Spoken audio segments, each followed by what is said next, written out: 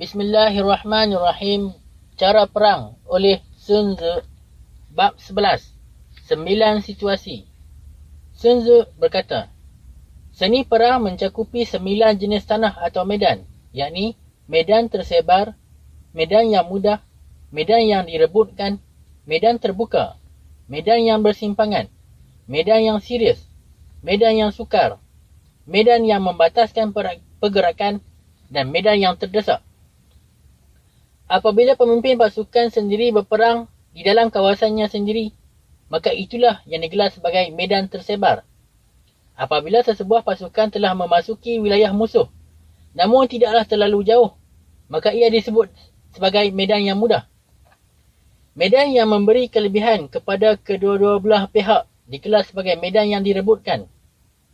Medan yang memberi kebebasan kepada kedua-dua pasukan bergerak digelar sebagai medan terbuka.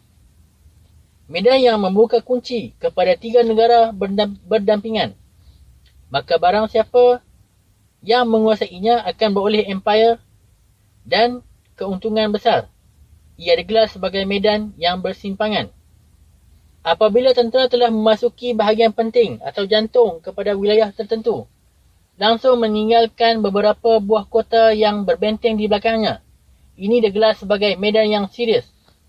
Hutan belantara di pergunungan, lereng-lereng yang curam, bakau dan payah, semua daerah yang terlalu payah untuk dilalui digelar sebagai medan yang sukar. Sebuah medan yang dicapai melalui jurang yang sempit dan jalan yang berliku-liku, sehinggakan tentera musuh yang berjumlah kecil mampu mengalahkan pasukan tentera kita yang lebih besar jumlahnya, ini digelar sebagai medan yang membataskan pergerakan. Medan yang hanya boleh menyelamatkan kita daripada kebinasaan dengan bertempur tanpa sedikit pun berlakunya penangguhan, digelar sebagai medan yang terdesak. Maka pada medan tersebar, janganlah berperang. Pada medan yang mudah, maka berhentilah menyerang. Pada medan yang direbutkan, janganlah menyerang. Pada medan terbuka, janganlah cuba untuk menghalang laluan musuh. Pada medan yang bersimpangan, bergabunglah dengan sekutumu. Pada medan yang serius, berkumpullah dalam kelompok. Pada medan yang sukar, maka gunakanlah tipu muslihat. Mereka yang digelar sebagai pemimpin yang handal pada zaman dahulu mengetahui cara untuk memotong pasukan musuh yang berada di hadapan maupun di belakang. Cara mencegah terjadinya kerjasama antara bahagian yang kecil dan besar, menghalang pasukan musuh yang berkeadaan baik daripada membantu mereka yang berada dalam keadaan buruk, menghalang perwira dalam menggerakkan pasukan mereka. Maka ketika tentera musuh bersatu, mereka berjaya membuatkannya kucar-kacir dan berlakulah kekacauan. Maka ketika berada dalam keberuntungan, mereka marah dalam pertempuran. Jika sebaliknya, mereka akan berhenti dan berdiri pegun. Maka jika ditanya bagaimana untuk mengawal dan menghadapi musuh dalam jumlah yang besar, dalam keadaan yang teratur, dan mereka pula bersedia untuk menyerang, maka aku katakan, bermulalah dengan menguasai dan merampas sesuatu yang mereka amat hargai. Sesungguhnya, mereka akan tunduk kepada kemahuan engkau.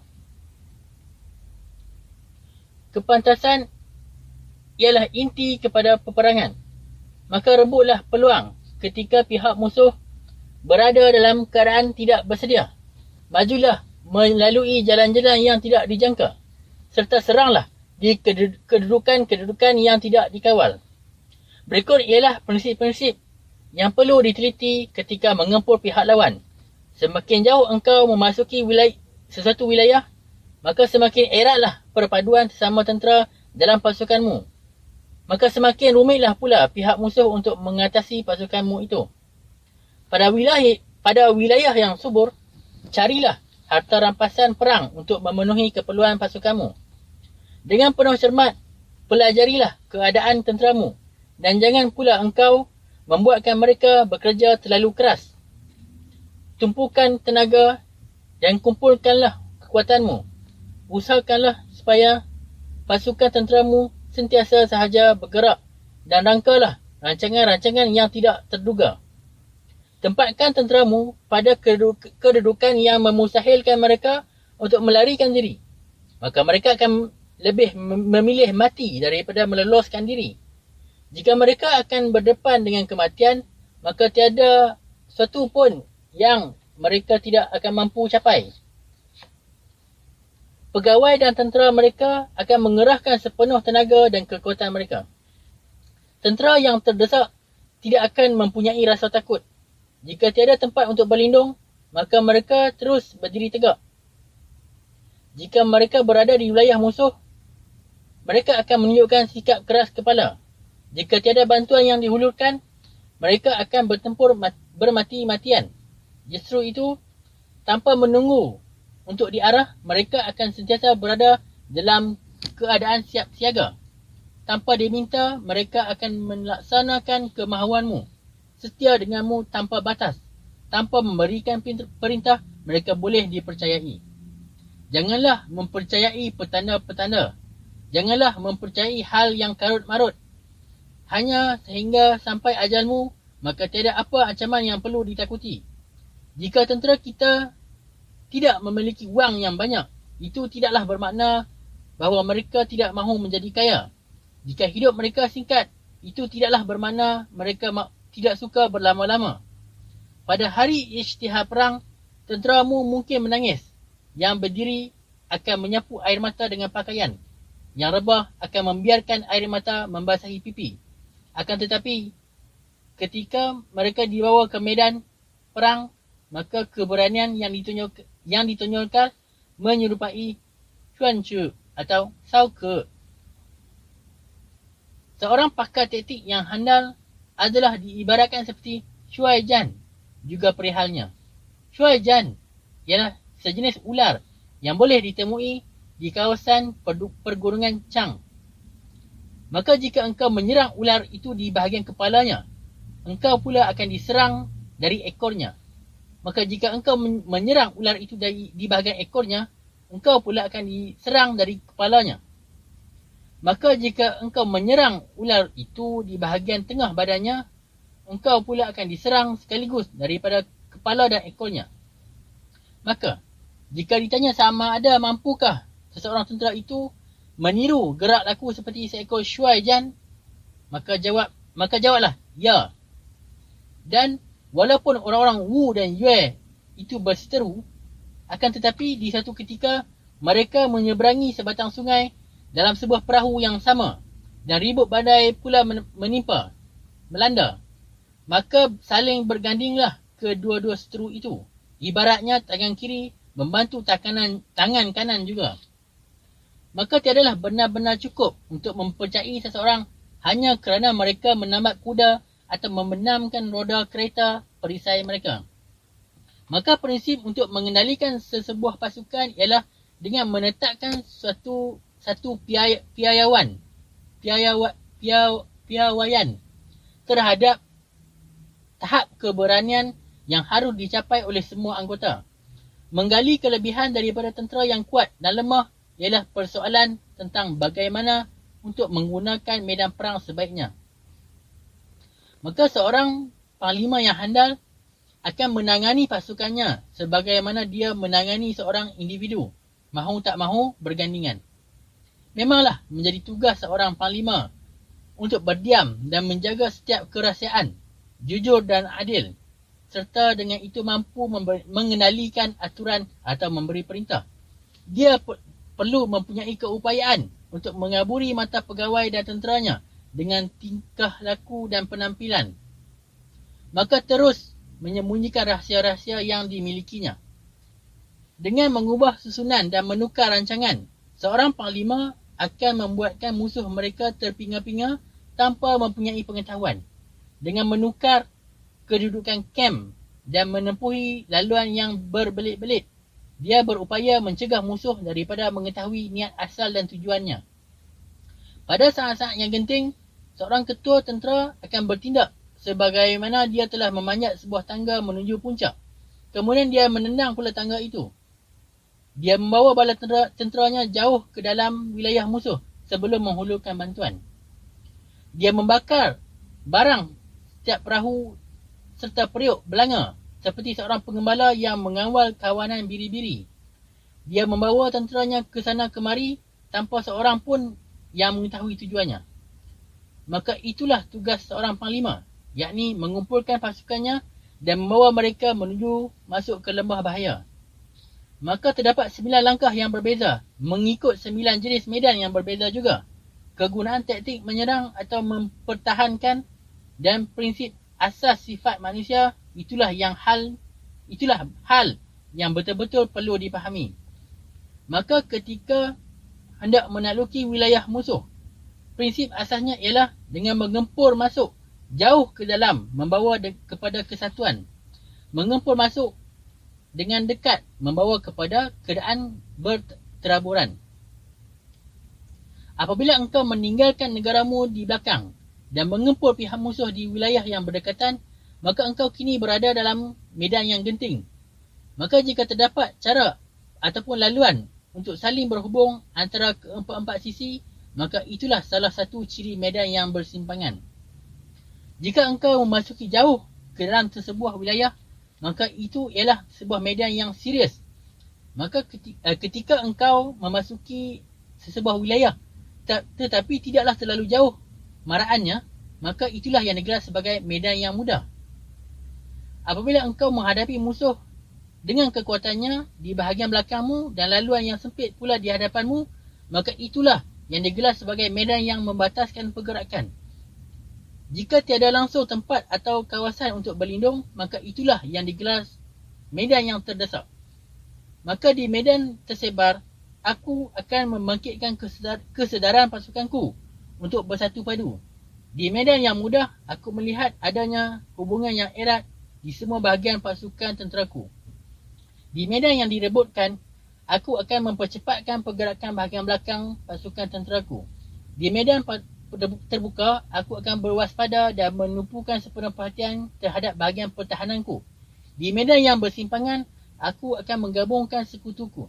Di medan yang serius, aku akan memastikan kelancaran aliran bekalan kepada tenteraku agar ia berterusan. Di medan yang sukar, aku akan terus bergerak di sepanjang jalan atau laluan. Di medan yang membataskan pergerakan, aku akan menghalang semua laluan untuk bermundur. Di medan yang terdesak, aku akan khabarkan kepada tenteraku bahawa menyelamatkan nyawa mereka ialah sebuah kesia-siaan. Maka menjadi kecenderungan kepada tentera untuk nekat menentang apabila dikepung, melawan sepenuh kudrat walaupun tidak mampu membantu dirinya sendiri, dan patuh menurut perintah sekalipun dia terjerumus ke dalam bahaya.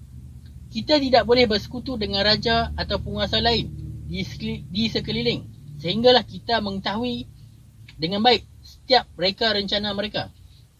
Kita tidak layak mengepalai kumpulan tentera di perbatasan, melainkan kita kenal benar akan keadaan rupa alam dan medan, gunung ganang dan hutan belantaranya, jurang dan lembahnya, setiap paya bakau dan danaunya.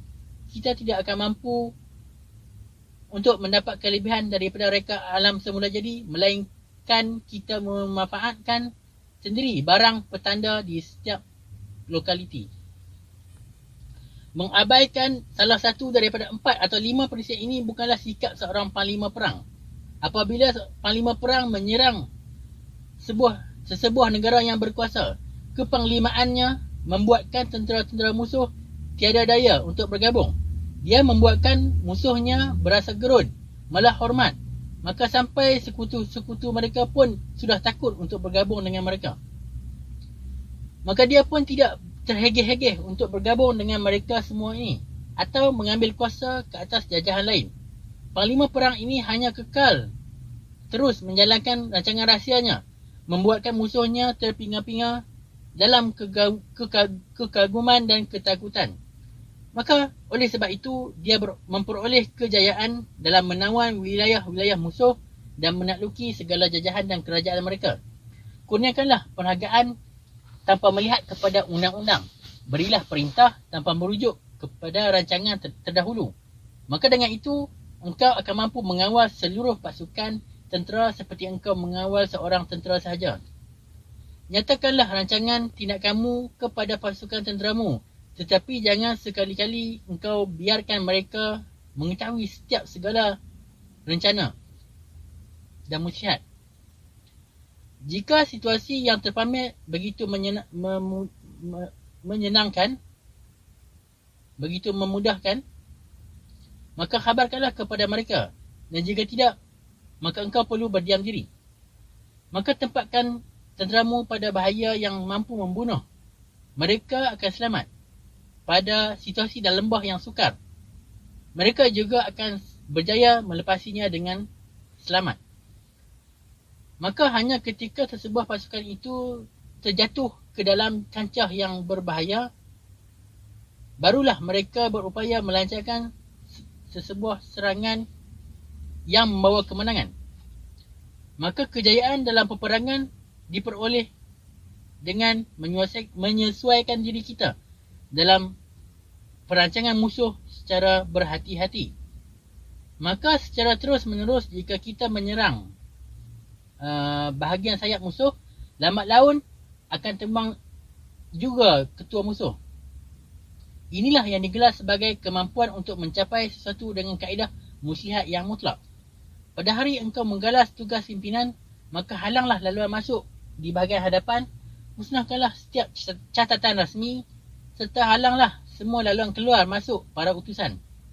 Bersikap tegaslah ketika berada di dewan majlis. Maka dengan itu, engkau akan berjaya mengawal setiap situasi. Jika pihak musuh meninggalkan atau membiarkan pintu terbuka, maka engkau perlu segera meluru masuk. Cegahlah musuhmu daripada memperolehi apa yang mereka kuasai dan perlukan. Dan kiralah detik atau saat kedatangan mereka di medan perang secara halus dan tajam. Majulah pada laluan seperti yang ditetapkan dan pelajarilah musuh dan tindakan mereka sehingga engkau mampu bertarung dalam sebuah perang yang genting. Maka demikian, yang pertama, engkau harus bersifat malu-malu kucing seperti seorang anak dara, sehinggakan pihak musuh membuka laluan, dan kemudian engkau rusuhlah selaju arnab hutan, sehinggakan sudah terlalu lewat untuk tentera musuh melawanmu.